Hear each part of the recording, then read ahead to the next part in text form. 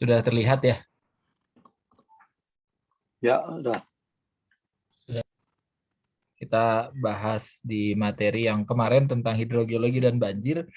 Sekarang kita masuk ke lingkungan kaitannya karena di sini banyak salah satu aktivitas antropogenik yang selalu disorot itu tambang. Ya mau nggak mau sih ya, walaupun memang memberikan benefit ekonomi buat masyarakat sekitar dan juga negara ya. Negara khususnya yang dapat benefit juga ya dari pajak atau royalti atau lain-lain ya, serapan tenaga kerja, tapi memang dampaknya juga harus dipertimbangkan dari sisi lingkungan. Ya jangan sampai ke depan kita punya masalah yang kaitannya akibat aktivitas pertambangan.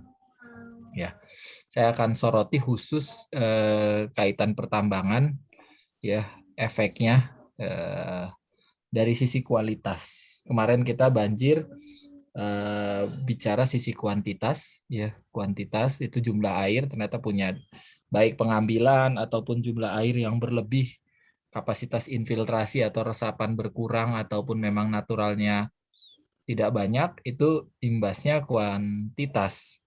Kuantitas yang kelebihan di satu waktu sehingga air tidak bisa disimpan ke dalam tanah, ya itu kuantitas. Nah, yang akan disoroti sekarang khusus kualitas. Nah, dari sisi kualitas kita harus lihat juga bahwa air alami tidak serta-merta H2O murni ya. Jadi air alami, apalagi khususnya air tanah yang mengalami interaksi dengan batuan cukup intens. Kalau permukaan kan mungkin interaksinya cepat. Hujan, jatuh ke saluran, jatuh ke sungai, mengalir lagi ke laut. Ya, itu cukup cepat. Sehingga interaksinya tidak lama. Biasanya faktor kualitasnya itu kekeruhan, suspended solid. Ya, dan kekeruhan biasanya diatasi dengan cara membuat sedimen, trap, atau kita saring. Ya, jadi faktornya lebih ke kuantitas. Tapi kalau di air tanah, di mana kita juga menganggap air tanah juga sebagai sumber daya ya, kualitasnya itu tidak bisa sama ya, secara alami tidak pernah sama di tempat A dan B. Jadi yang backgroundnya bukan bidang geoscience ini ada beberapa, kita nggak bisa bilang bahwa air itu sama ya, dan eh, karena komposisi kimia air itu dipengaruhi oleh faktor eh, alamnya sendiri ya, geogeniknya. Nah, ini beberapa hal yang mungkin kita harus sadari. Ada batuan yang mengandung mineral sulfida yang mungkin akibatnya sulfatnya naik ya. Terus secara alami ya sulfatnya muncul. Ada daerah kita banyak vulkanisme, aktivitas artinya belum eksploitasi ya, tapi vulkanisme kaitannya nanti ke potensi geotermal. Secara alami juga di area-area tersebut bisa saja kualitasnya dipengaruhi oleh kualitas air yang dipengaruhi oleh gas, oleh mineral, oleh air panas di situ. Terus kita tahu di sedimen aluvial itu juga banyak di enggak, komposisi kimianya macam-macam, ada yang besinya tinggi, ada yang mangannya tinggi, ya ada hal-hal yang secara alami menjadi sumber kehadiran logam. Nah, yang lain nih yang akan kita soroti khusus ya aktivitas tambang. Tapi nanti secara khusus saya akan masuk ke tambang, produk hilirnya dari tambang. Ya. Dan semua ini baik poin geogenik ya, aktivitas geogenik ya, ini ada 4. Ini yang nomor 4 yang antropogenik, ini ada efek kesehatan yang jadi concern, tidak hanya tumbuhan dan hewan tapi sering ini ya kita harus sadari bisa saja karena pengaruh air. Nah, di sini yang jadi orang yang belajar hidrogeologi khususnya nanti masuk di hidrogeologi tambang ya. Saya pernah sampaikan ini di satu forum. Orang hidrogeologi ini berdiri di neraca keadilan sumber daya ya, dan juga keberperadaban. Di satu sisi kita melihat air ini sebagai sumber daya air ya, yang punya value dan harus kita lindungi ya. Toolsnya ilmunya sama, ilmu ini tuh sama. Ya, hukum-hukum yang berlakunya bisa jadi sama, persamaannya, hitungannya sama. Tapi demi peradaban kita maju, kita butuh energi, butuh mineral, butuh infrastruktur yang juga artinya mempengaruhi sumber daya air itu sendiri. Ini gangguan terhadap sumber daya itu. Tapi gangguan ini mau nggak mau kita lakukan. Ya gangguannya karena memang kita pengen hidup kita lebih baik.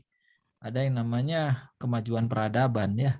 Kita nggak akan balik ke zaman batu ya. Jadi mau nggak mau tiba-tiba sekarang nggak ada kendaraan mobil, tiba-tiba nggak ada logam, tembaga, nggak ada kabel, nggak ada barang elektronik, ya kita akan jadi Flintstone lagi.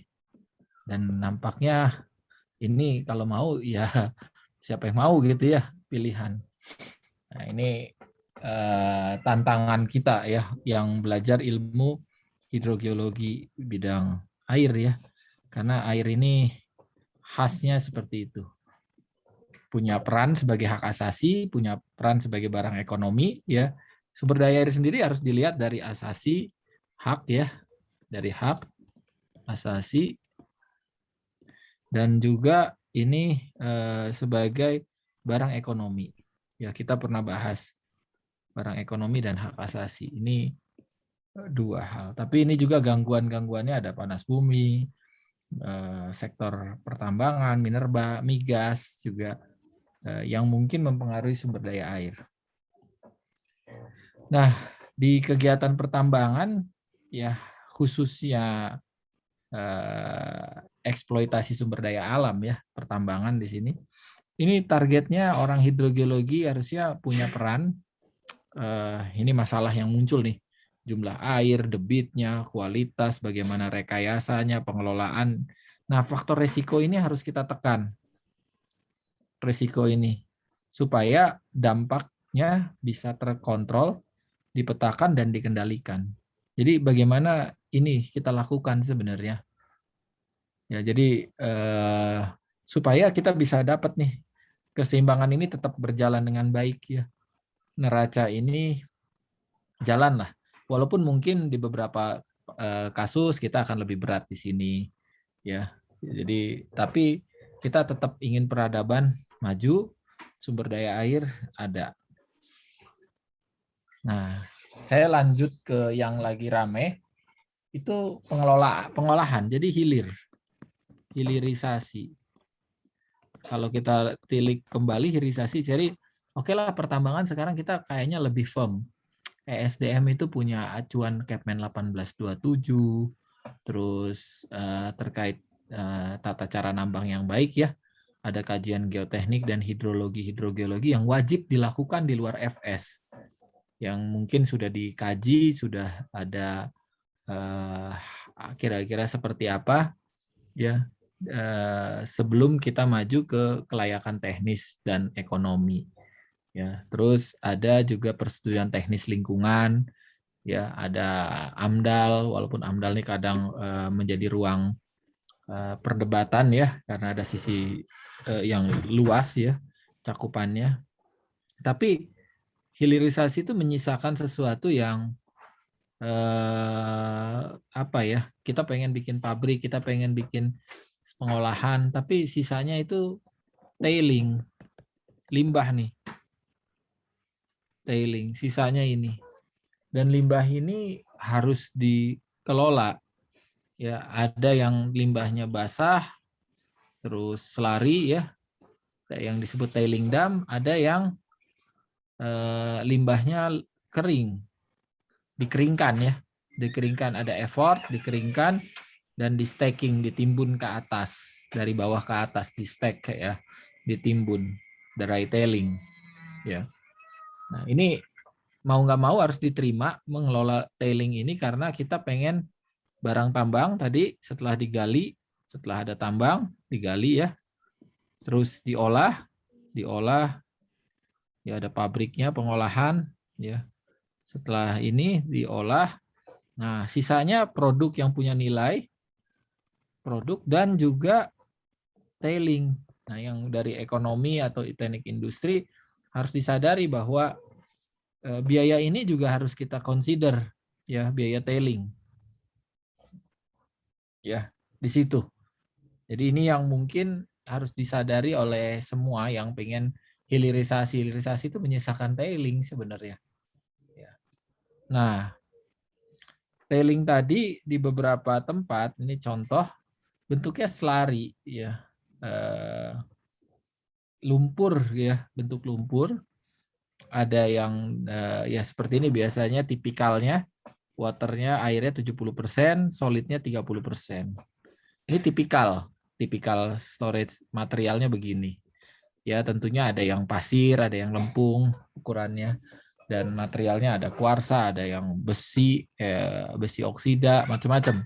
Tergantung jenis tambangnya. Ya ini ditimbun nih. Tentunya karena ini lumpur, ada atau komposisinya dominan air, bentuknya bendungan. Ya ini bendungan. Ya, jadi ada bendungan. Nah belakangan beberapa tahun terakhir ada terutama di negara-negara yang lebih depan dari kita ya dari sisi concern dari sisi concern terhadap tailing ya, negara-negara tertentu ya areanya terbatas, mereka coba ingin tailingnya tailing kering karena ini butuh footprint area yang luas dan punya resiko. Jadi di tahun berapa ya, 2017 atau 18 saya lupa, yang Vale di Brazil tailing damnya jebol. Vale 17 Pak ya, ingat saya. Ada videonya di YouTube bisa dicari ya, dam tailingnya itu jebol. Tiba-tiba dam tailing. Nah, dan imbasnya puluhan kilometer ke hilir. Warnanya merah semua. Sungai sampai ke danau semua tumbuhan tertutup oleh warna merah, ikannya juga diangkat itu ya mati ya mungkin. Ya, dam tailing ini jebol di 2017 nih saya ingat ini. Ada kejadian. Nah, ini menjadi concern lagi terhadap pengelolaan tailing. Di luar sisi kualitasnya. Kalau udah jebol ya udah kualitasnya kemana-mana. Kalau nggak salah itu sampai puluhan kilometer, itu ada videonya ya. Jadi ini jadi tantangan dan kita nggak mau ini terjadi di Indonesia. Jadi sangat hati-hatilah untuk tailing dam juga, dan saya bisa pahami prosesnya mungkin harus secara teknis ya itu juga dikaji dengan benar ya. Nah, belakangan dengan dry tailing ya, dry tailing itu ditimbun seperti menimbun waste dump ya, artinya dumping disposal ya, ditambang dia punya space ya, ini ditimbun ya. Jadi ini disebut dry tailing atau dry stack tailing. Nah, ini yang belakangan, tapi ada effortnya di sini nih, cukup mahal nih biaya di sini nih. Yang saya tahu, tapi belakangan made in Cina ya berkompetisi harganya jauh lebih murah. Ya filter press-nya ini effort karena air lumpur begini diberi tekanan, di press, airnya terkeluar, ini jadinya materialnya gini, kayak batang-batang coklat ya. Ya kalau ini clay ukurannya akan clay ya. Jadi seperti coklat gini, dan kalau yang ini di tailingnya dari hidrometalurgi pengolahan nikel ya. Nikel biasanya ini besi oksida nih. Syukur besi oksida di kemudian hari dicari mungkin dengan teknologi yang berkembang ini punya value ya. Ya. Ada satu cara lagi yang tidak saya bahas di sini, yaitu membuang tailing ke laut ya, atau ke badan air ya, dan tidak dibahas, kita bahas di sini karena saya akan fokus ke hidrogeologi. Kalau udah ke laut mungkin domainnya orang-orang oceanografi, orang perikanan, ya itu lebih punya concern ya. Apakah nanti tailingnya dimakan sama ikan gitu ya, dan ada akumulasi logam, ya itu juga concern yang lain. Tapi saya akan batasi ke yang di darat, karena yang di darat tentunya akan bertabrakan dengan masalah sumber daya air, hidrogeologi. Nah, ini ada, saya coba buat matriks ya, matriks antara tailing yang basah, yang slurry, dam, dan dry atau dry stack tailing. Ya. Jadi fisik ini tipikalnya slurry ya atau lumpur. Kalau ini kering ya, moisture content walaupun kering tetap masih lembab ya, moisture content, karena kita nggak akan bisa, sangat sulit ya moisture contentnya sampai 5% itu sangat sulit, karena butir-butir materialnya sendiri punya moisture, butuh, jadi untuk mengikat ya di ikatan-ikatan itu ada air ya, itu nggak bisa hilang.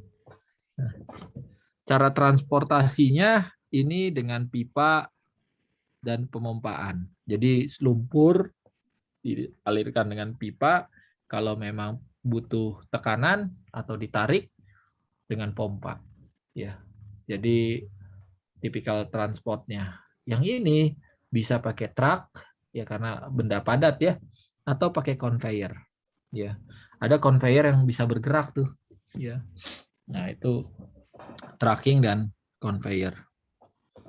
Nah, kalau lihat dari kapasitas dan footprint area, luasan yang dibutuhkan, ya tentunya dam tailing untuk dari 1000 ya, kita punya 1000 ton atau sejuta ton gitu ya, 1000 sejuta nih kali 10 pangkat 3, 1 juta ton bentuknya selari, tapi kalau ini kan hanya 30% solid, sisanya 300 aja.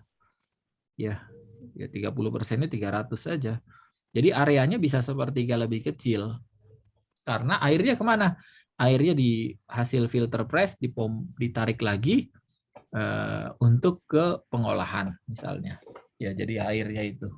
Jadi sisanya hasil di filter press, ya airnya terdrain, waternya, air ini ke pengolahan lagi.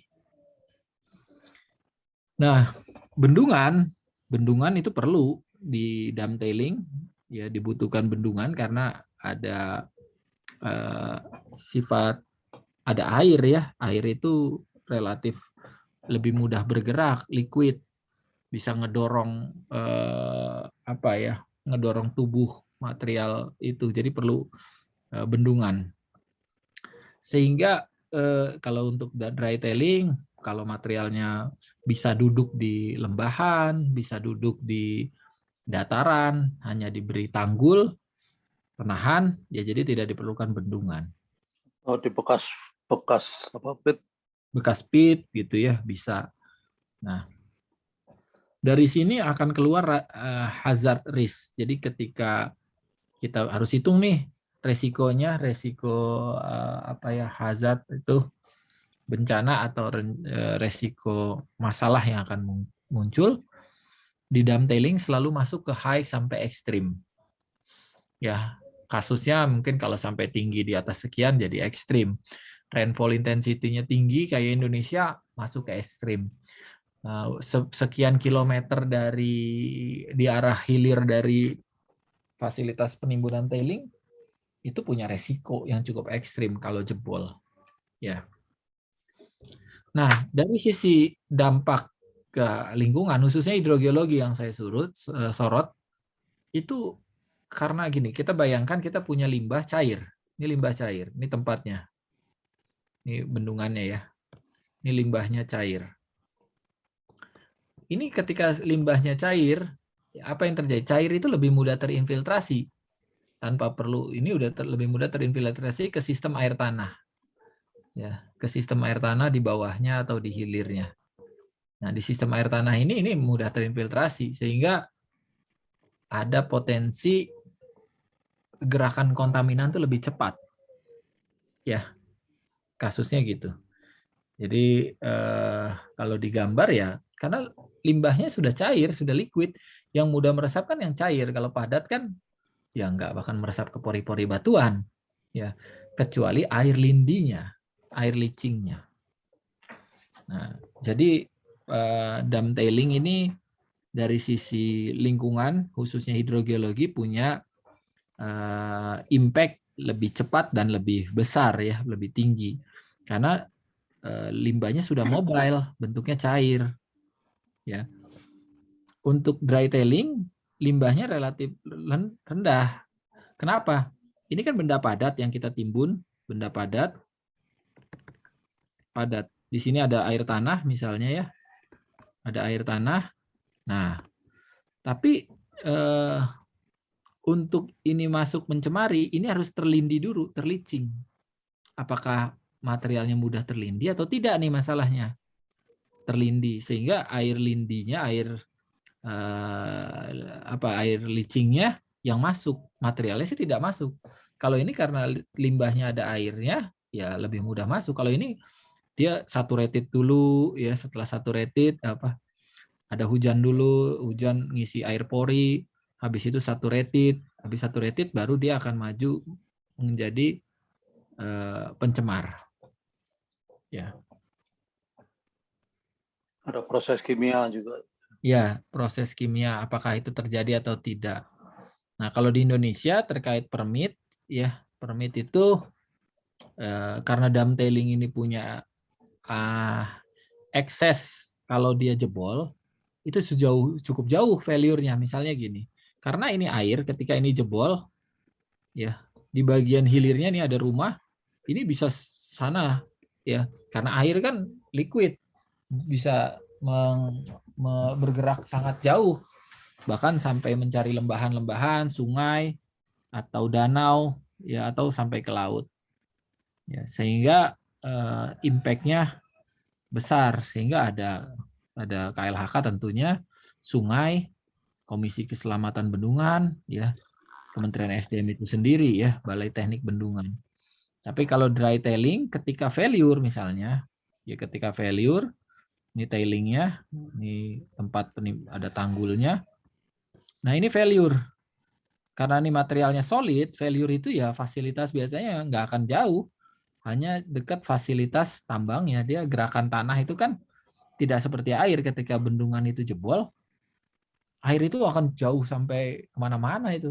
Tapi kalau gerakan tanah, ya kita nggak akan harapkan ini jebol juga.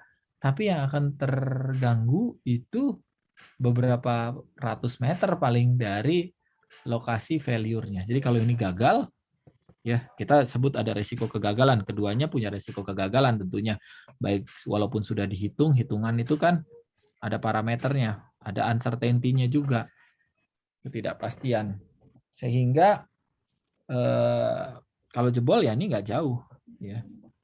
Ini persepsi.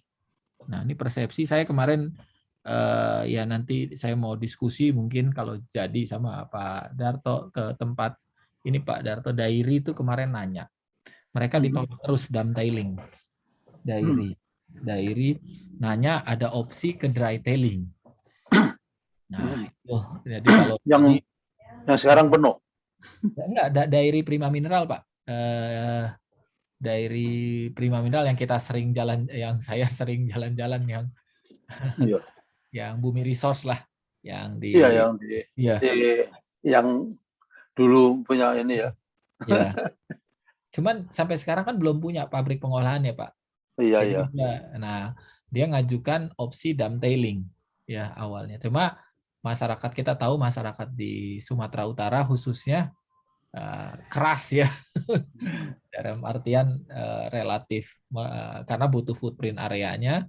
Jadi di bawahnya itu ada desa ya, Desa Sopokomil ya.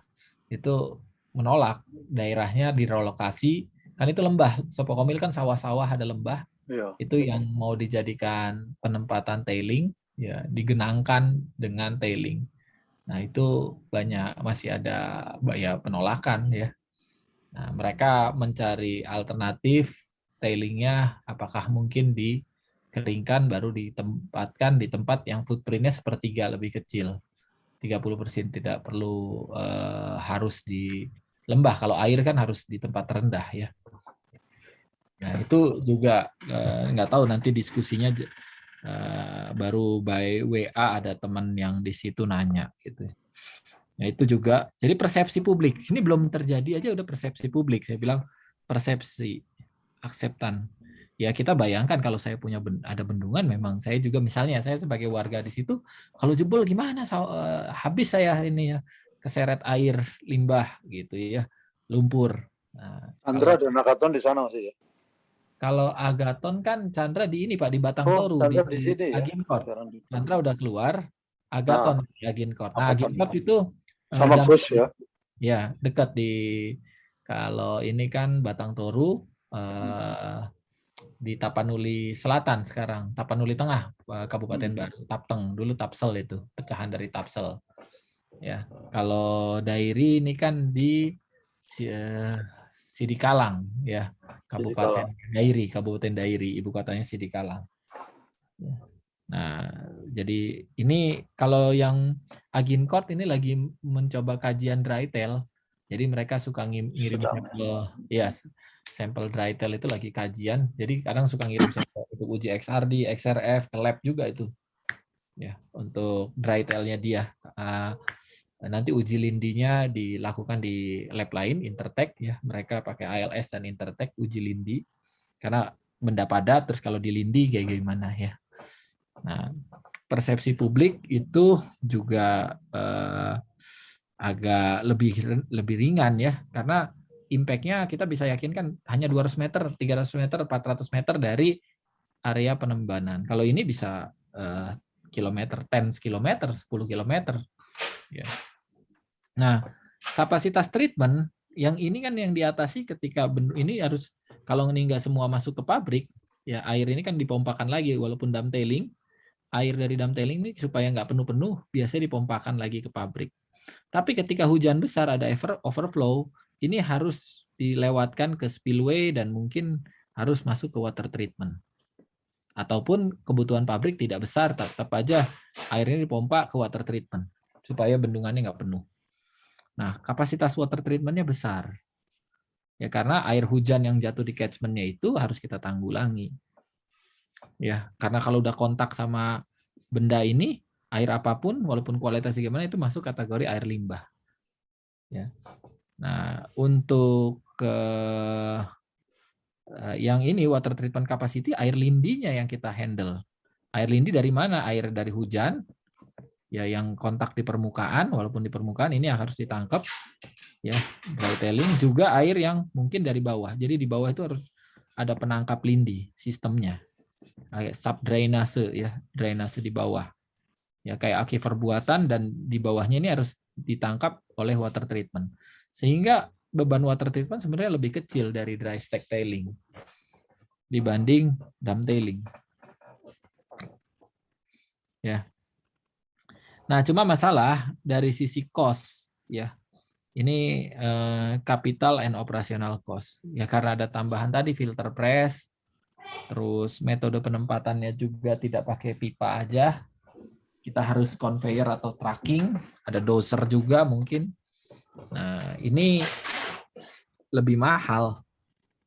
Dry tailing itu jatuhnya umumnya lebih mahal atau mirip-mirip ya. Jadi itu seperti itu. Nah, resiko dan life cycle cost-nya ini besar ya. Jadi nanti beban resiko pengelolaannya ya ini besar, ini sedikit lebih rendah ya. Nah, ada lagi tadi yang ini kalau di Indonesia ya, kita coba cocokkan dengan di Indonesia apa saja yang perlu dilakukan. Ya, Saya mau tentunya. nambah dikit. Iya Pak Darto, mangga. Ini tadi Pak Irwan langsung ke tailing yang efeknya itu jauh lebih besar. Tetapi ada yang lain yang juga perlu dan sebenarnya sudah lama itu dilakukan, yaitu wisdom. Ini jumlahnya biasanya jauh lebih banyak. Dalam beberapa hal mungkin kalau materialnya itu dari pasir atau batuan beku dan lain-lain agak lumayan enak. Tapi kalau tambangnya itu tambang lateritik, misalnya nikel, ya, di mana banyak logam-logam yang mudah terlarut, krom, kobalt dan lain-lain, itu wisdom atau timbunan tanah penutup itu juga menjadi sesuatu yang penting. Termasuk tambang-tambang sulfida ya, emas misalkan. Ini dulu Pak Irwan mendalami itu di Minahasa ya, apa itu namanya itu? Ya, Newmont Minahasa Raya, Pak. Newmont Minahasa Raya, NMR. Nah, di sana, jadi itu juga harus dilakukan pengaturan, cara-cara penanggulangan yang baik, di mana menimbunnya, bagaimana rembesan, bagaimana proses kimianya, dan lain-lain. Mirip saja, tapi ini lebih ke seperti yang dry tailing. Ya. Biasanya orang lebih suka memasukkan lagi ke bekas pit, ya, karena akan tidak kemana-mana. Gitu. Tetapi kadang-kadang perlu di lereng-lereng atau di lembah-lembah, sehingga prosesnya akan sama.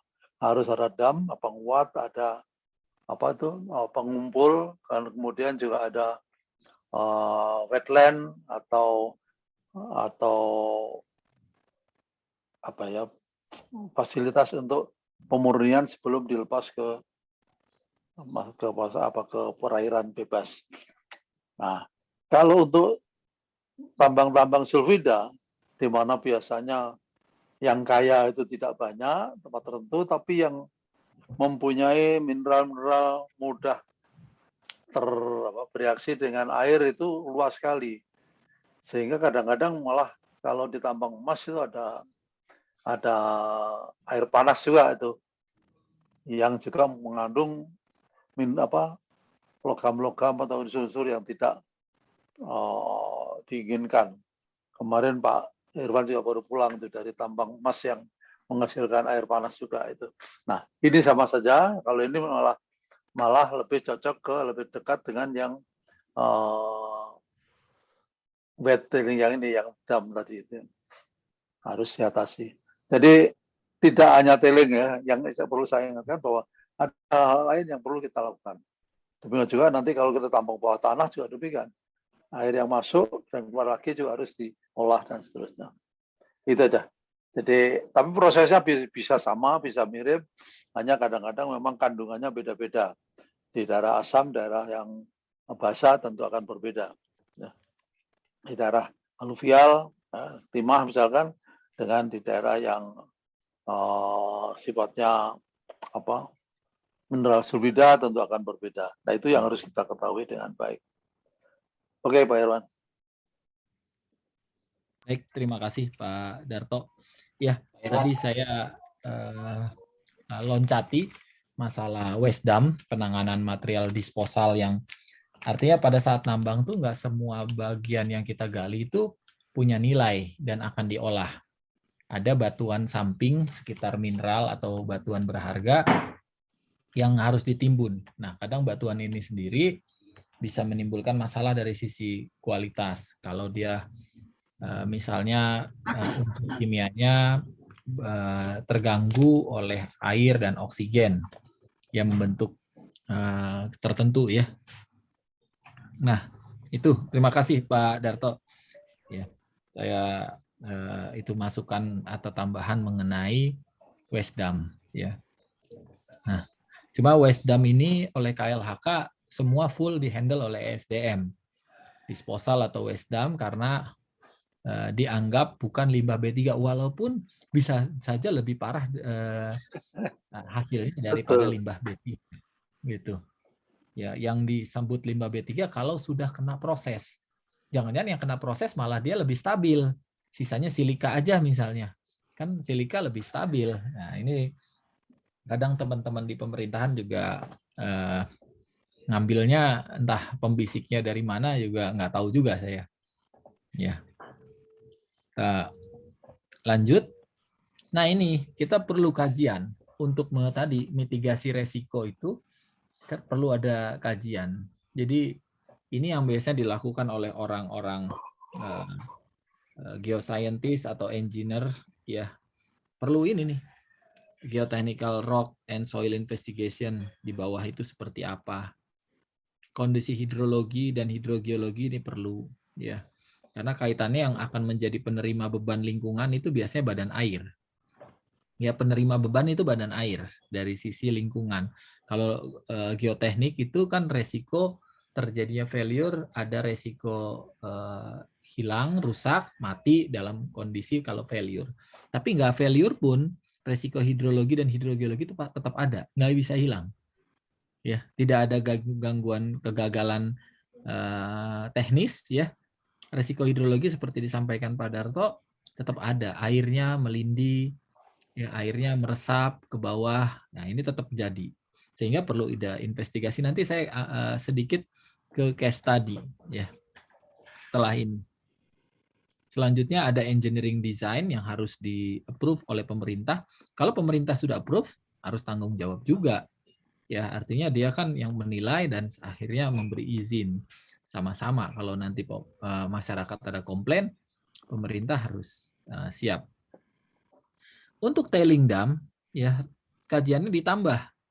Ada tambahan kajian seismik dan kegempaan, ya, seismik hazard dan analisis dinamis. Kalau goyang-goyang segini, badan tailingnya gimana? Ya, ada sungai karena nanti di hilirnya kalau ada badan air, batimetri sungai untuk dam break analisis, misalnya nih bendungan, di sini hilirnya ada penduduk, ya ini topografi di sini sangat penting untuk melihat tinggi banjir. Berapa sih tinggi banjir dam break? Ya sama ada detail engineering design yang dibutuhkan. Jadi ada tahapan nambah nih untuk dam tailing sebenarnya. Ya. Nah ini contoh dry tailing. Ini saya nggak sebutkan areanya. Ya, ini contoh areal view-nya dari atas dan desainnya. Jadi ada lembahan ya di lokasi ini tambang nikel laterite, mengolah proses hidrometalurgi menghasilkan nikel dan kobalt sulfat.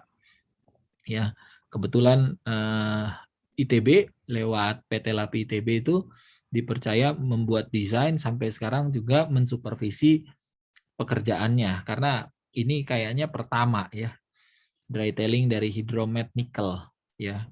Jadi yang ditambang, kalau dulu kita tahu tambang nikel itu limonitnya tidak punya nilai, artinya sebagai waste-nya, saprolit yang akan diolah. Tapi dengan kemajuan teknologi, sekarang limonitnya diolah dan limonitnya ada nikel dan kobaltnya, dan itu dibutuhkan untuk industri baterai. Ya, industri baterai penghasil nikel kobalt ini dibuat ya. Nah, ini topo original, nih ada lembahan di sini. Di bawahnya ini dibuatkan subdrain dulu untuk menumpuk, mengontrol air, karena kalau ini kena air ya sampai moisture content-nya lebih dari sekian %, mungkin sifatnya menjadi lembek ya, mendekati liquid aja. Mendekati liquid limitnya ya. Mendekati kondisi lumpur lagi. Ya, jadi sebisa mungkin air ini tidak banyak bergenang di sini dan langsung masuk ke subdrain. Langsung masuk ke bawah permukaan. Jadi di sini tuh dibuat drainase di bawah dan dikeliling juga untuk catchment yang dari sini tidak masuk ke sana ya. Dan banyak di sini pipa-pipa vertikal yang terhubung dengan bawah permukaan. Ada yang tegak sepanjang tanggul-tanggul pemisah ini tegak, ada juga yang miring-miring. Ya, ada yang miring sehingga langsung bisa dari mana yang kita sebut finger drain. Ya, ada vertical drain. Jadi supaya air itu jalannya di bawah aja.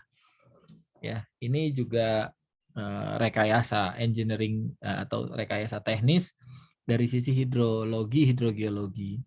Ya, selanjutnya begitu materialnya sudah dikompaksi pelan, itu diuji ya, diuji dari CPT, CBR ya, nanti kajian geoteknik apa pemadatannya seperti apa ya, karena nanti naik ke atas, ini dari elevasi ini naik ke atas Ya, jadi selanjutnya mungkin lembah ini tidak menjadi tergenang, ya tergenang. Kalau dia ngendam tailing, lembah ini tergenang dan isinya tailing.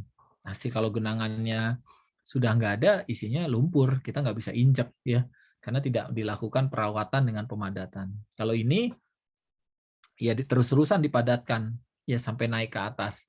Kita ada pemadatannya dengan truk dan dozer, bolak-balik, naik lagi ke level naik di atasnya, naik di atasnya.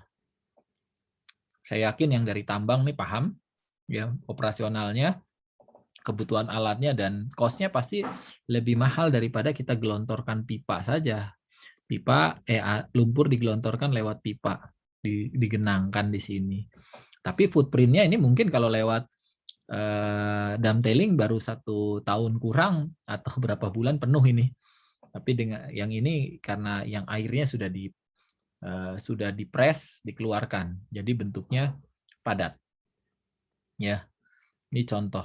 Ya. Nah, kalau kita lihat dari sisi aspek yang lain, aspek secara hidrogeologi ya, aspeknya supaya masuk ke sistem, tidak masuk ke sistem air ataupun hal lain, tapi karakteristik tailingnya. Jadi ini hidrogeokimia material yang ditempatkan.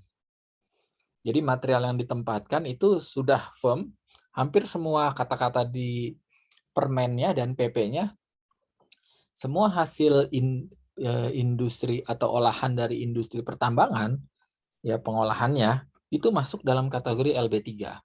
Dia tidak melihat komposisinya kimianya lagi.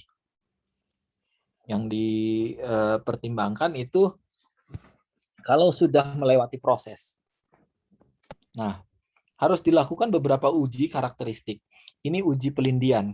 Kalau materialnya padat, itu TCLP. Total L-nya itu licit, ya prosedur. Ya, jadi kalau dilindi dengan air, diasamkan airnya dengan kondisi yang pH asam, logam apa saja yang keluar, unsur apa saja yang keluar, gitu. Jadi ujinya ini padat, sampel limbahnya dikasih air dengan konsentrasi pH yang sangat asam. Nah, keluarnya apa saja nih? Ada AS kah, ada NI kah, ada CU gitu. Keluarnya apa-apa nih? Yang keluar logamnya. Ya unsur kimianya ya. Kalau total concentration, konsentrasinya di dalam ini tuh isinya apa saja? Ya total concentration nggak peduli di leaching, tapi ini diuji isinya apa saja nih, tanpa perlu proses pelindian. Ya isinya ada Fe, ada Mn, ada Cu, misalnya ada As, ada Zn, apa saja. Ya. Ada uji lethal dosis 50. Jadi kalau ini diumpankan ke binatang, misalnya tikus, ikan gitu ya, itu yang mati gimana nih, berapa? Ya, probability mati 50 tuh saya lupa 50% kalau nggak salah. Ya. Uji LD50, ada uji radioaktivitas, aktivitas dari thorium, radon, itu diuji tuh, wajib. Ada pengujiannya. Dan organic content. Sebenarnya organic content untuk limbah tambang biasanya kecil, ya karena tambang itu kan banyak mineral, dan mineral umumnya ya artinya definisi mineral aja anorganik kecuali batu bara ya. Tapi limbah dari batu bara juga organic content-nya kan batu bara. Itu yang dimakan. Tapi mungkin ada beberapa material di atas atau di bawah batu bara, gambut misalnya ataupun lempung yang masih ada kandungan organiknya ya. Nah, biasanya diminta juga data XRD, data XRF, uji kalau dia kemungkinan asam, statik kinetik, tapi ini harus biasanya statik kinetik ini uji air asam tambang, ada potensi pembentukan air asam atau tidak. Biasanya di tambang batu bara, ada tambang biji sulfida. Tapi kemarin lucu saya, ada perusahaan tambang nikel ya, terus minta Pak, kami diminta sama dinas lingkungan hidupnya uji air asam tambang. Waduh, Saya bilang karena orang ngertinya lingkungan tambang hanya air asam tambang, sampai dinas lingkungan hidupnya, ini ada tambang, belum ada uji air asam tambangnya. Nah, mereka mau ke saya bilang, nih gimana saya harus dapetin air asam tambangnya kalau nggak asam. Bahkan kalau boleh, ujinya air basa tambang. Karena ya mungkin waktu saya masih S2 dibimbing Pak Darto, kita jalan-jalan ke Sorowako, ya sekarang Vale ya, itu banyak air, badan air yang pH-nya 9. Badan air, karena di tambang-tambang ultra basa seperti tambang nikel gitu ya, itu apa ya, coret. Tes coret-coretan saya kelihatan nggak ya? Apanya? Oh, maaf. Tadi saya agak sedikit kepencet. Nah, mungkin sampai sini tadi ya. Ya, sudah terlihat lagi ya. Tadi agak kepencet di lab. Sudah. Nah, diminta air asam tambang, ini tambangnya tambang nikel. Aduh, saya kalau nggak keluar asamnya salah dong nanti labnya. Saya bilang, saya nggak bisa Pak, saya jadi mau ngirim uji XRD, XRF benar, udah diterima sama mereka. Terus Pak sekalian uji air asam tambang. Waduh, saya mau bilang ini perusahaan tambangnya. Aduh Pak, gimana ya? Kalau mungkin Dinas Lingkungan Hidupnya harus ikut kuliah dulu nih, bahwa di tambang nikel laterit nggak akan keluar asam ya. Jadi itu mungkin karena gaungnya taunya air asam tambang, air asam tambang. Bahkan mahasiswa kita pun jangan-jangan masih ada yang harus ada uji air asam tambang nih. Ya, ini nanti hati-hati ya. Airnya pH-nya nggak akan asam ya. Gitu. Itu juga jadi catatan ya. Nggak selalu harus asam ya.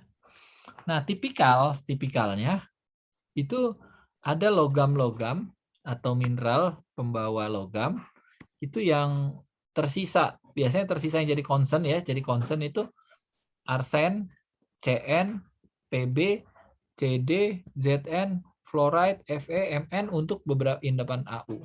Ini biasanya jadi concern karena ini banyak hadir bersamaan dengan emas. Cn ini kaitannya dengan pengolahannya, misalnya dengan sianida. Kalau dulu tambah lagi nih, mungkin harusnya tambah Hg ya, raksa. Ya.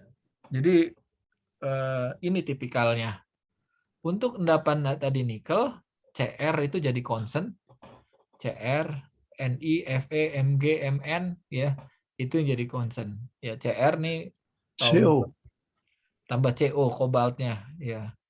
Jadi ini yang akan muncul di endapan-endapan yang kalau FeMn ini salah satu yang common sih sebenarnya.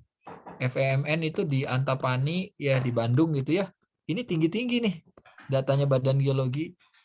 FeMn di daerah sana ya, daerah Arca Manik ya, daerah yang dulunya mungkin sawah terus ditimbun untuk permukiman, terus ya sekarang air tanahnya ada tuh S2 hidrogeologi dulu, orang Puslitbang Sumber Daya Air, Pusair Wulan ya, itu dia tiap malam tuh ngantri air katanya. Lah orang Pusair rumahnya di mana? Di Arca Manik. Saya ngantri, kebetulan suaminya itu alumni tambang dan jadi tadinya di tambang UIN ya, di Universitas Islam Negeri Jakarta. Karena satu dan lain hal ya, dari UIN dia sekarang ke Unisba. Ya, Pak Darto ingat Eka Aditya gitu ya, panggilannya Boling. Kalau itu istrinya kan Wulan. Wulan itu bimbingan saya S2-nya. Ya, kalau Bolingnya dulu sempat di geothermal S2-nya. Nah, gantian tuh sama Eka, Pak, saya antri air tangki kalau malam. Kenapa? Kamu orang pus air. Air saya bikin sumur ya, semuanya dibiarin airnya jadi merah. Nih, di pompa, di sumur-sumurnya itu dibiarin jadi merah tuh. Ya, air setelah ditaruh di sini ya. Nah, itu jadi merah. Awalnya jernih tapi lama-lama jadi merah dan bau besi. Ya iya. Fe-nya ya tadinya dalam kondisi reduksi padat, dalam kondisi oksidasinya dalam kondisi Fe2+ dan kondisi Fe3+, ini berubah nih ya, dalam kondisi oksidasi jadi kerak-kerak di sini nih. Nah, tuh ntar kerak-keraknya ini ya leach lagi apa jadi merah semua, bahkan keluar bau besi. Ya itu saya bilang, waduh kamu orang pus air, S2-nya teknik air tanah juga ya. Ya, saya bilang ya cari rumah perumahan yang banyak di daerah sana Pak. Oh ya udahlah. Ya, tapi kalau malam ada mobil tangki-tangki gitu ya untuk antri gitu ya karena PDAM-nya belum sampai pipa-pipanya ke situ. Ya. Jadi oh ya udah saya bilang. Nah, biasanya tipikal dari sisa processing bahan tambang ya, itu organik kontennya rendah karena memang mineral umumnya ya, tidak ada organik konten. pH mungkin tidak stabil walaupun tidak selalu asam. Ya, tadi saya sampaikan pH-nya kalau yang air asam pH-nya bisa 4 sampai 2 gitu ya. Tapi daerah tambang ultra basa nikel pH-nya NiCr ini ya dan ini pH-nya bisa sampai 9 ya. Dan khasnya lagi total dissolved solid atau kandungan logam atau unsur terlarut itu tinggi. Ini juga problem ya. Ini tailing gitu. Nah, ini yang harus ada dari fasilitas pelengkapnya ya water treatment plan. Ya. Jadi water treatment plan ini wajib ada di setiap fasilitas penimbunan tailing ya. Beban water treatment mungkin besar ya seiring dengan kapasitas. Nah, yang belakangan itu orang concern ya kalau air permukaan gampang kelihatan. Gampang kelihatan ada pencemaran tuh kelihatannya gampang gitu ya. Artinya di sini ada bocor masuk ke badan sungai kelihatan keruh, bau, berwarna ataupun rasanya atau bahkan begitu diambil langsung. Tapi yang jadi masalah yang masuk ke sini. Ini tanah ya, ini limbahnya. Kalau yang masuk ke sini, terus ke sini masuk. Ya, di sini ada yang punya rumah pompa, nah, tiba-tiba dia kolaps, sakit-sakitan. Nah, itu jadi problem tuh. Ya, karena air tanah ini spesies limbah itu bisa bertahan lama di situ dan bergerak mengikuti pola aliran air tanahnya. Apalagi kalau di sini permeable, K-nya besar. Kalau K-nya besar, ya sudah makin ini ya. Sehingga pemantauan infiltrasi jadi wajib nih sumur-sumur pantau. KLHK mewajibkan sumur-sumur pantau cukup banyak. Ya, biasanya di sekeliling area limbah wajib ada kajian hidrogeologi dan dibuat sumur pemantauan air tanah. Ya. Jadi ini yang menjadi fasilitas yang harus dilengkapi ya. Sumur pantau air tanah ya dan juga compliance point air permukaan sebelum badan air penerima ya. Gitu. Ya, jadi sebenarnya kita kalau ke depan ini tantangan ya di kegiatan penambangan tadi tantangannya waste dump kalau kaitannya lingkungan dan tantangan terkait penempatan tailing ya. Jadi kita dari sini kita tarik ke nomor 2. Di awal itu kita harus coba gabungkan apa yang dikerjakan oleh orang eksplorasi itu kalau bisa sekalian juga menjadi data hidrogeologi. Ya, data orang eksplorasi itu ngebor. Selama ini seperti yang Pak Darto sering sampaikan ya ngebor sebenarnya kan data bor ini nilainya tidak hanya untuk barang berharganya saja. Ya, bornya bisa dikonstruksi jadi sumur pantau, data kimia airnya diambil, itu untuk mitigasi, untuk proses perencanaan mengurangi resiko. Oh, kondisi ataupun baseline. Baseline. Ini saya masih ingat ini yang buyat baseline-nya jadi apa ya, zaman dulu mungkin koordinat, pencatatan, AMDAL juga nggak jelas. Itu padahal ada di statement AMDAL-nya. Arsen di beberapa sumur, ingat ya saya ya Pak Darto, arsen di beberapa sumur udah sampai 0,5 ppm, ada yang berapa sumur, cuman di situ tuh tidak tertrace, hanya di sumur ini ada rata-rata gini AMDAL tahun 90-an lah ya. Nah, kalau sekarang kan harus jelas ya yang tinggi itu di mana. Itu jadi informasi penting. Kalau di kemudian hari ada yang bilang arsennya tinggi, ya di awal juga arsennya tinggi. Gitu. Ya, jadi baseline ini sangat penting. Ya. Itu dari sini ya. Oke. Saya lanjut saya pengen ada case study, ya, studi kasus lah sedikit saya share ya. Nanti share yang air panas selanjutnya ya. Share air panas. Nanti tantangannya menarik nih. S2 di sini ada Mas Edi itu ya yang kemarin ikut. Jadi ternyata tidak mudah juga Pak Darto menangani air panas mau diinjeksi. Utara itu banyak sedimen. Sedimen yang bukan vulkanik sistem geotermal di utara itu sedimen khawatir tidak tersil, kita nggak punya ada karena patah diinjeksi ini lari kemana-mana itu, terutama di utaranya Araren, utara timur ya, ke arah Pangisan, Rondor itu banyak sedimen yang Ya, sama crack di badan apa V-nya sendiri. iya. Nah itu jadi tantangan kalau injek sejauh mana nih injek ini aman ya. Nah, kalau di air panasnya mau didinginkan, mereka punya tantangan Pak Darto. Kemarin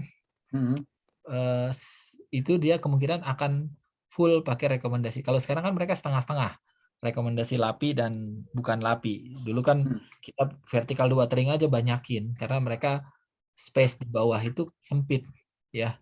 Sekarang mereka masih punya vertikal 2 tering yang saran LAPI 7 dan nggak ada satupun sumur yang kering. Jadi 7-7-nya yang di titik ya. Jadi Pak Immanuel mungkin harusnya happy itu. Dulu dia takut nih rekomendasi. Bentar ya. Nah, enggak takut kalau kita nunjuk titik terus salah titik bor, sumurnya nggak dapat air kering gitu ya. Karena zona permeabelnya kan hanya di fansirnya aja, tidak melebar kanan kiri ya. Nah, sekarang mereka satu sumur itu kalau dipompa bisa 50 liter per detik. Padahal deket-deket Iya. gitu. Iya. Jadi itu Iya. 300 liter per detik itu mereka mengandalkan total sekarang 1000 liter per detik, 700 itu di pitsam, ya, 300 itu dari vertikal 2 tering. Nah, Ya. ke depan mungkin 100% vertikal 2 tering karena pitsamnya dia turun-turun, space-nya kan lebih kecil. Nah, ini agak susah juga mereka nanganin. Nah, ini juga kalau vertikal 2 tering, mereka akan menghadapi air yang lebih panas. Gitu. Ya. Itu Jadi mau di growth itu kan apa untuk sepanas itu ya. 100. 108 sekarang yang di Iya. selatan itu. Ya, Dan harus 108. cepat lagi kan. Iya, dan permeabilitasnya besar, crack-nya saya pikir idenya Douglas Valley. Douglas Valley pun kayaknya akan mencoret ide growth curtain, mereka nyebut ide mereka sekarang MAR, Management Aquifer Recharge. Ya saya bilang kalau recharge yang mana nih? Ini bukan sistem air meteorik biasa nih. TDS-nya udah ribuan, panasnya segitu, itu bukan air meteorik yang hujan. Yang benar ya apa ormat itu. Iya, saya bilang udah ormat aja lah, diambil aja tuh. Potong sama produksinya ormat mungkin akan turun. Tapi Produksi. kapan? Ya, ormat itu kapan juga. Nah, mudah-mudahan bisa. Nah, itu nanti case tadi yang lain ya. Saya mau share case tadi mengenai penempatan limbah B3, tapi bukan di tambang. Ya, beberapa waktu lalu ya, saya diminta jalan-jalan ngecek di Jepara ya, limbah fly ash bottom ash. Ya, ini mungkin bisa jadi bahan wawasan. Udah kelihatan ini? Kasih paper Pomala mungkin sama NMR kali. Ada Iya. kan? Ini yang ini dulu Pak, yang limbah dari Faba. Oh ya, apa ya? Faba nih.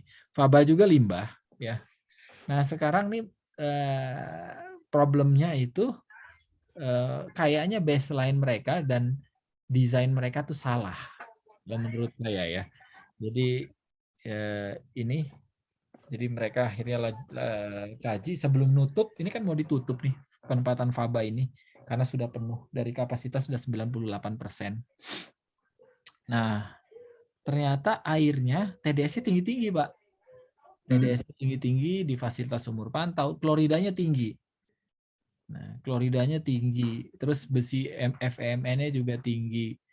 Nah, nah ini kalau lokasinya nih di PLTU Tanjung Jati, ini Iya, lokasinya itu dulu pernah ini untuk PLTN itu dulu.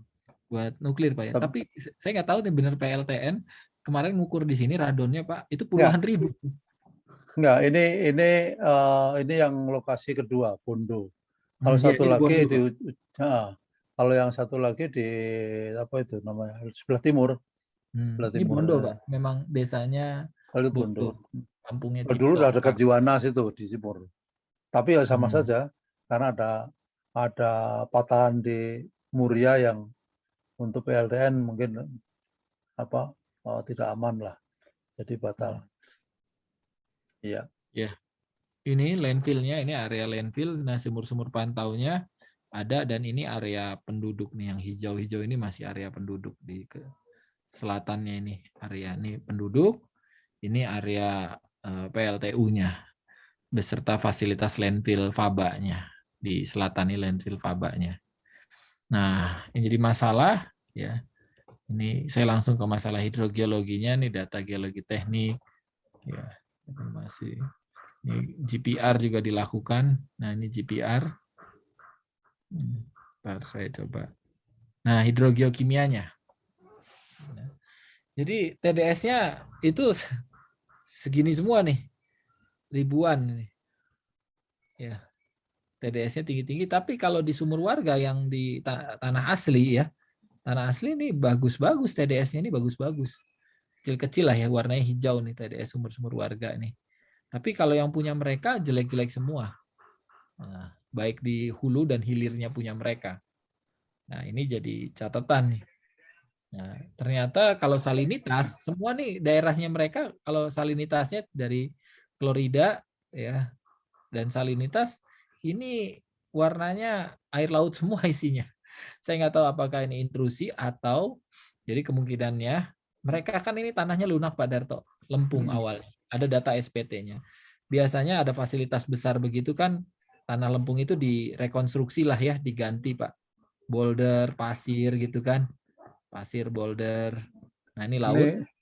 Ini mungkin apa ya, endapan sisa yang endapan laut yang terperangkap kayak di Jakarta itu. Ya, bisa jadi, atau bisa jadi hal yang begini nih Pak Darto, mereka juga sedang ya artinya pada saat ngebangun ini, tanah lempungnya yang di sini itu dikupas diganti dengan pasir dan gravel yang memungkinkan Sehingga pasir dari laut malah masuk. jalan. Ini tanah asli, batuan aslinya, vulkanik. Yang Ya, dan dominan klorida ya. dominan klorida, Pak. Klorida semua itu dominan. Tipenya klorida. Terus memang kalau lunak hasil SPT mereka kan kecil-kecil di bawah 10 ya. Nah, jadi untuk beban-beban seperti ini kemungkinan besar mereka itu ya ada reconstructed soil ya. Tapi dari sisi geoteknik bagus ya. Dari sisi Terus geotek oke. Tapi dari sisi tidak permeabilitas, nah tidak ditawarin ini isotop sama Irwan. udah Pak, ini ada uji isotopnya. Ini ada uji isotop, kita coba radon. Yang menarik radon, saya pengen ngirim mahasiswa, suruh nginep di Bondo gitu ya, karena radonnya puluhan ribu. Saya juga bingung, apakah patahan Muria itu pengaruh Aktif dan ya. aktif, dan Gunung Muria juga litologinya ini kan gunung yang nyempil sendiri sebenarnya di laut, ya kan Pak? Karena sebelumnya kan itu ada selat ya, di antara Jawa dengan Muria Dengan ya. Muria ya. Nah, jadi ini gunungnya kalau menurut petrologi ya nanti orang-orang geologi ini beda, tapi radonnya tinggi-tinggi semua. Nah, air lindi itu di sini, air lindi mereka, air-air di sumur pantau itu di sini. Sehingga air lindi itu kalau airnya lindi yang masuk ke sini, tentunya air sumur pantau akan bergerak mendekati isotopnya air lindi di sini. Gitu. Jauh dari garis meteoric water di sini. Gitu. Ini hasil uji isotop. Nah, radon yang menarik juga. Nah, kalau radonnya di tanahnya mereka, ya ini yang di utara, itu kecil-kecil, hijau nih. Tapi di penduduk Ya. nih, itu sampai saya bilang puluhan, 40.000, 30.000 biasanya. Ini menarik dari sisi radon. Tapi hal yang lain, tapi ini membuktikan bahwa kalau air laut memang radonnya rendah. Karena sudah terpapar di permukaan, radon mengalami degassing. Kalau air laut yang masuk, air laut pasti radonnya rendah. Tapi kalau air tanah yang dipengaruhi oleh sistem vulkanik atau patahan di arah dari Muria, bisa saja radonnya lebih tinggi. Yang memang benar radonnya lebih tinggi, ini batas radon yang masuk akal untuk air permukaan, air laut, ini di sini. Hampir di sebatas ininya PLTU aja, yang hijau. Tapi yang kuning ini radonnya udah mulai belasan ribu. di yang kuning. Ini dicoba. Jadi, nah yang menariknya ini juga dicoba, Pak. Jadi mereka coba segala cara untuk melihat karena ini gimana nih takutnya ya udah XRF karena FMN-nya ada, akhirnya diuji XRF material timbunannya, material fabanya FMN-nya lebih kecil, tapi tanah aslinya, tanah penduduk dan tanah di sana FMN-nya puluhan persen, 20-an persen ya. MN-nya juga ya faba MN-nya malah rendah. Ya. Ini ada hasil uji XRD mineralnya apa saja ya. Itu ini komposisi. Nah, ini ada yang mineral yang menarik yang area 02 nih saya ngelihat nih isometrik bentuknya kayak magnetit. Ya, ini dan kadar Fe-nya 48%, ya 45. Ya mungkin bulir-bulir magnetit. Kalau yang ini lembar-lembar clay, lembar-lembar clay-nya kelihatan ya. Yang sisanya banyak yang amorfus ya. Nah, ini hasil scanning elektron mikroskop dan pemetaan elemennya. Pemetaan elemennya ya memang FEMN juga muncul ya. Nah, jadi gini Pak Darto, mereka tuh membuat landfill-nya. Ini muka air di laut di sini ya 0. Sistem perlapisannya itu tenggelam oleh air laut. Jadi sistem perlapisan mereka ini kan limbahnya fabanya ini kan diwajibkan membuat sistem perlapisan. Tapi sistem perlapisan itu kan harus ada lempung, pasir, pasirnya terhubung dengan perforated pipe. Jadi yang perforated pipe yang jadi pendeteksi kebocoran mereka isinya itu air laut karena semua sistem ini udah kerendam air laut. Ya, sistem ini terendam air laut, ya kita akan mendeteksi sebenarnya komposisi air laut terus. Mereka nggak pelajari dulu hidrostratigrafinya Jadi dulu ya. hidrostratigrafi dulu mungkin ini kan izinnya kalau saya lihat dokumennya masih namanya Bapedal, Sarpedal yang gitu Pak. Ya, yang belum namanya KLHK. Iya, iya. Tapi kan yang ada perusahaannya itu loh. Iya, tapi mungkin concern-nya belum nyampe situ. Kalau sekarang tuh kan ada Pak kewajiban bahwa muka air tanah itu 4 meter di bawah. Kewajiban 4 meter. Jadi kalau muka air tanah dangkal, fasilitas landfill terus dinaik, timbun dulu ke atas sampai melebihi 4 meter. Nah, kalau dia ini nggak 4 meter, jadi dia tuh terendam oleh air tanah yang asin. Ya, jadi ini pasti basah terus. Ini keisi air laut terus, air tanah asin. Jadi ini yang akhirnya jadi ya saling menyalahkan tuh susah karena dulu dibuka dokumen izin dulu tidak ada syarat muka air tanah 4 meter, memang belum ada. Syarat konduktivitas hidrolik, syarat permeabilitas itu ada, syarat perlapisan ada, tapi syarat muka air tanah lebih dalam dari 4 meter tidak ada. Berapa panjang itu? Berapa lebar? Yang ini. Ini ya harus digerut barangkali supaya aman. Ya, sekarang karena mereka mau effort, ini kapasitasnya udah 98% mau ditutup. Oh, udah mau tutup ya. Jadi mereka sekarang tinggal next step supaya ini pelajaran berharga bahwa kondisi hidrogeologinya tidak tercapture dengan baik ya untuk bisa ke depan itu ternyata kerendam air laut. Nah, jadi apalagi kalau misalnya muka air lautnya naik ya misalnya, tapi tidak naik pun mereka mah sudah terendam kasusnya. Jadi ini ya mereka section-sectionnya jadi kemarin saya lihat bahwa ya gimana mereka mau memantau air laut terus di sini nih. Nah, akhirnya diusulkan bikin sumur pantau tambahan. Hasil geolistrik zaman dulunya juga ternyata resistivity-nya di bawah 5 gitu ya. Jadi isinya ya dari dulu juga udah air laut Pak saya bilang. Ya dari dulunya juga kecuali di penduduk di selatan sini resistivity yang air laut hanya di bawah. Karena kan biasanya air asin itu ada di bawah. Yang sana terekam namanya enggak? Iya Pak. Ahlinya terekam namanya? Nggak ada, saya cuma ada laporannya Sukovindo gitu. Terus anonim. Ya gitu aja. Anonim. Ya ini sih sebenarnya mereka kondisi kemarin ya sebagai bahan pelajaran ya kita semua bahwa mesti benar-benar gitu kajian hidrogeologi itu tidak apa Fly ash-nya nggak bisa dijual. Nah, fly ash itu katanya ada yang nampung, cuman yang ngambil juga jumlahnya kita produksi 100, yang beli tuh 5 gitu, Pak. Oh, 95-nya tuh nggak kau jual. nggak ada pabrik semen ya? Nggak ada pabrik semen. Terus semen kan sekarang oversupply. Mm-mm. Ya, sedang Iya ya. oversupply. Terus jadi kalau kemarin ngomong sama PL, salah satunya ya udah kalau nggak nimbun lagi di bekas bukaan tambang batu bara. Jadi kapal pembawa yang PLN itu Pulang baliknya bawa kosong bawa apa? sana.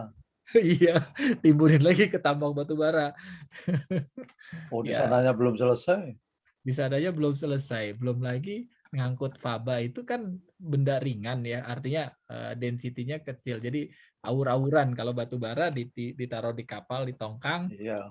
Kalau ini selama ini jangan-jangan udah habis Ya. tadi. Jadikan dry stack. Nah, ya, itu Oke. kira-kira kita diskusi pagi ini ya. Silahkan kalau ada hal yang mau didiskusikan ya, mangga. Saya Pak, Ya, Yazid. ini Pak untuk yang tadi yang dry tailing tadi, itu Hmm. misalnya itu kan area terbuka luas Pak ya. Misal kena air hujan itu apakah propertisnya balik seperti selari lagi ya Pak ya? Nah, itu. Kan tadi saya sudah sampaikan caranya dry tailing ketika membuat sesedikit mungkin yang kontak dengan air hujan.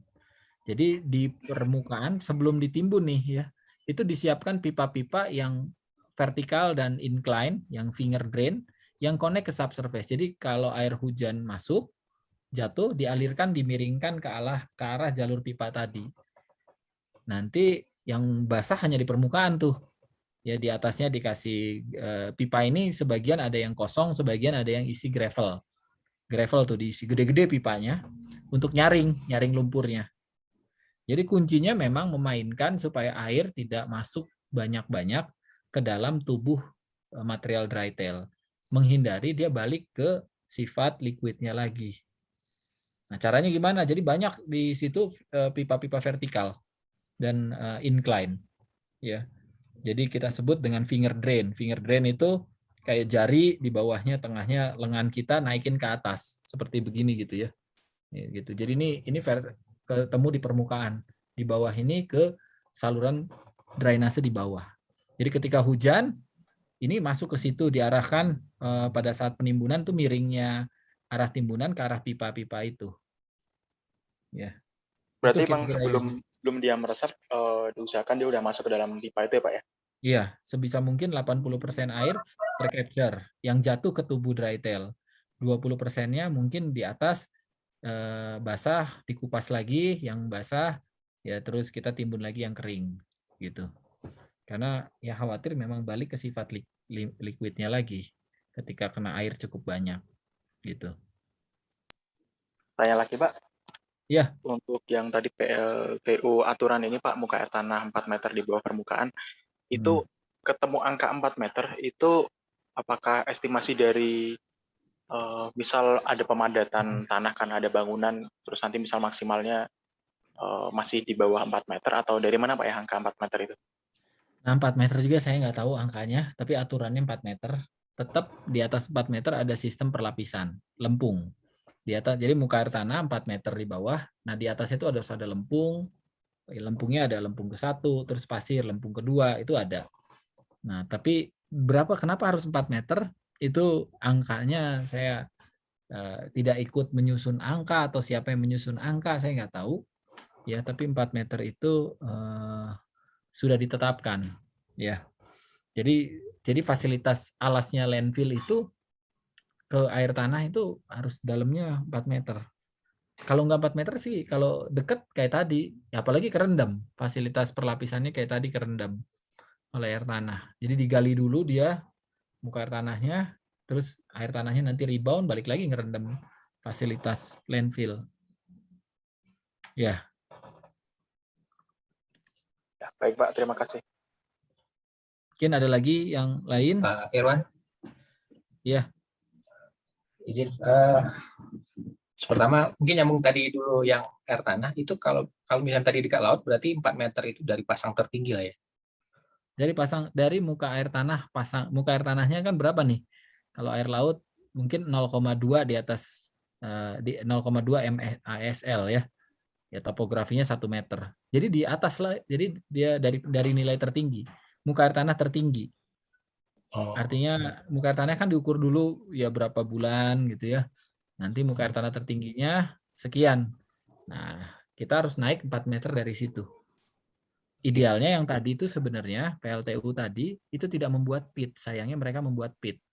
Pada saat tanah asli dan reconstructed soil, perlapisan itu dia gali dulu ke bawah. Terus dibuat perlapisan clay, sand. Padahal muka air tanahnya sudah dangkal. Nah, pada saat sudah selesai perlapisan, muka air tanah kan akan ngisi ke situ. Jadi sistem perlapisan mereka kerendam oleh air tanah.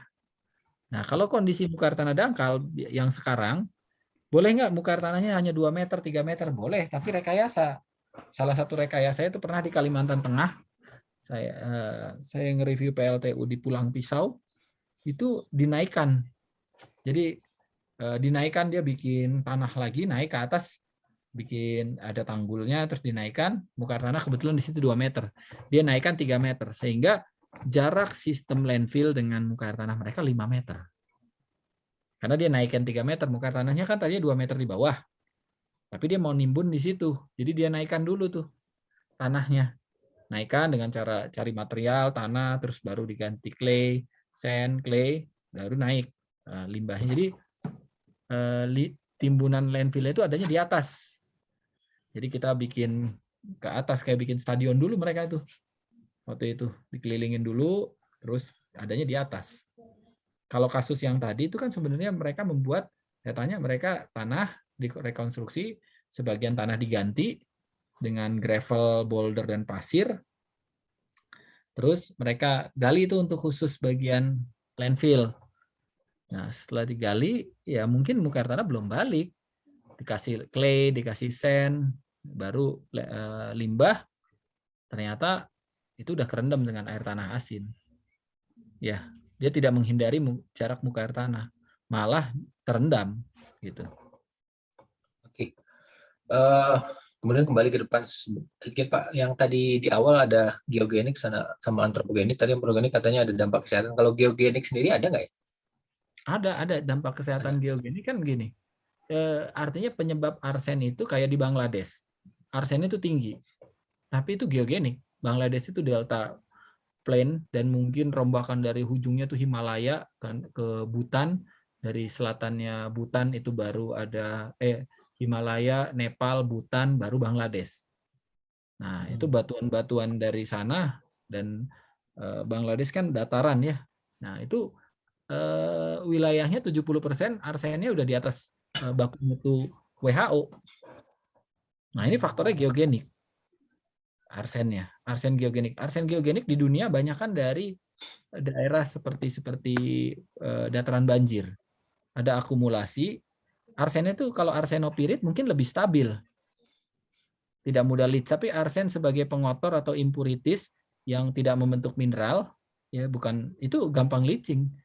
Ya, kalau pengikatnya lepas, misalnya besi oksihidroksida, arsen itu tidak menjadi ikatan kristal ya. Tapi arsennya pengotor itu lebih gampang lepas daripada arsen itu dalam arsenopirit sebenarnya. Dalam arsenopirit arsen memang banyak, berapa persen ya, tapi mungkin ikatannya lebih kuat dibanding arsen dari sebagai impurities dari material bulir-bulir yang lain. Ya, karena yang namanya impurities pengotor ya gampang lepas lah, keganggu pH, keganggu kondisi redox tertentu ya lepas. Yaitu geogenik ada tinggi tuh di Bangladesh, arsen. Jadi kondisi alam juga bisa dampak kesehatan Pak ya? Bisa. Berapa bulan lalu ya ada saya sampel dikirim sama temennya, ada alumni, dia di ini, dokternya bilang ibu ini keracunan, maksudnya banyak mengkonsumsi logam, dia kanker ibunya, terus kata dokternya tolong air di rumahnya dia tidak pakai, jadi mompa terus air rebus ya, di air tanah terus direbus di daerah mana ya, terus minta diuji sampel airnya.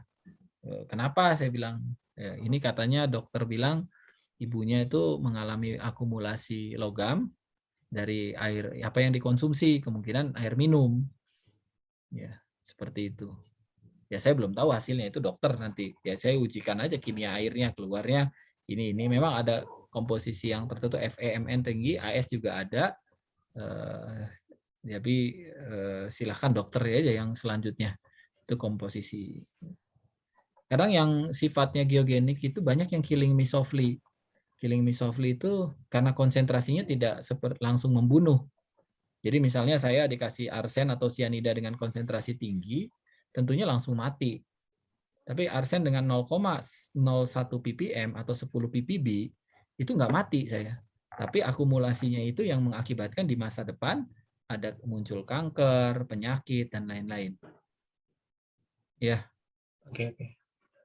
Kemudian yang DSTF, mau DSTF dan teknik dam itu kan tetap ada pengolahan air ya, instalasi Water pengolahan treatment. air limbahnya ya. Iya. Iya. Oke. Kalau misalkan kayak analoginya ke tambang batu bara ya, itu kan kalau kita yang tadi Pak Darto juga cerita kalau tadi ada masalah waste juga masalah ya. Kalau di batu bara kan waste-nya itu yang jadi concern untuk di masalah air asam tambang. Nah itu kayak rata-rata kalau itu kan penanganannya salah satunya di enkapsulasi ya. Jadi kayak di dry cover gitulah, PAFNAP lah kalau di ini ya. Itu kalau hal yang sama mungkin nggak dilakukan di konsep yang sama di DSTF ya? Iya, DSTF nanti pada saat finalnya, penutupan DSTF, itu biasanya akan diminta penutup covernya. Ditutup kan bisa direvegetasi. Ya, direvegetasi dengan penutup lagi. Ya, misalnya kalau memang tailing ini, umumnya tailing tidak bersifat asam beberapa karena sudah didetoks dengan biasanya dikasih kapur cukup tinggi, malah di KBK itu pH-nya basa 8, ya 9, ya. Cuman di waste materialnya, waste damnya yang asam ya. Nah, pada saat desain DSTF biasanya di penutupannya itu diminta seperti apa? Pasti penutupannya kering kalau di DSTF. Nah, kalau yang dam tailing ini seperti apa juga diminta. Biasanya beberapa dam tailing kalau airnya sudah dipompa terus kan bitching ya. Nanti tailing yang 30% tadi yang padat itu menjadi padatan. Tapi masalahnya padatan dari dam tailing itu diinjak ambles. Karena kan kita airnya masih banyak di situ ya, mengisi pori. Jadi agak susah mau dry tail biasanya. Biasanya jadi rawa ya, yang kayak gitu. Walaupun kalau yang di KBK sampai sekarang belum dicabut status damnya, masih. Ya, mereka masih bingung tuh, gamang mengenai status dam tailing mereka. Ya. Jadi ya kayak gitu kondisi paskanya ya, penutupannya. Tapi kalau walaupun sudah di cover ya DSTF, apakah itu tapi leachingnya tetap ada ya? Ada kemungkinan leaching tetap ada, makanya tetap ada instalasi itu ya, harus dipertahankan di manage terus. Kan sumur pantau di kelilingnya DSTF baik di hulu dan di hilir itu wajib. Jadi sumur pantau ini melihat performa apakah bagus atau tidak ya. Dan kalau nggak salah di aturan ini mereka wajib memantau 30 tahun. 30 tahun. Karena kalau di batubara kan berharap dengan adanya dry cover gitu kan, supaya kedepannya istilahnya kalau selama ini kita kan manage airnya harus melakukan treatment, tapi kalau misalkan konsep PAFNAP-nya berhasil, seharusnya kita bisa tutup tuh, kita nggak ada lagi biaya pengelolaan air di ininya gitu. Jadi benar-benar dianggap sudah tidak ini ya, tidak menghasilkan inilah yang menyebabkan air asam tambang. Nah, kalau di sini berarti sebenarnya ya kalau tadi sampai 30 tahun berarti potensinya sampai 30 tahun atau mungkin lebih itu akan tetap ada ya, nggak mungkin ini sama sekali. 30 tahun tuh hanya pemantauan. Kalau water treatment plan-nya kalau udah nggak ada buangan ya udah ditutup dry cover ya, itu mereka tidak lakukan lagi. Tapi pemantauan 30 tahun itu terus-terusan sampai saat ini aturannya masih seperti itu. ya Berarti pemantauan. kalau sudah di dry cover itu nggak ada lagi potensi leaching-nya? Ya leaching yang dari atas kan yang sekarang dipantau yang dari Oh. bawah.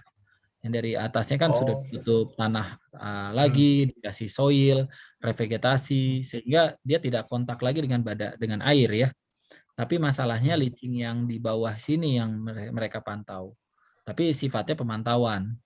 Ya, umumnya sih sejauh ini nggak banyak yang ini ya jauh 30 tahun itu nggak banyak komplain karena tinggal mantau terus dan ini kan kajian belum ada kita aturan khusus penempatan tailing limbah tambang.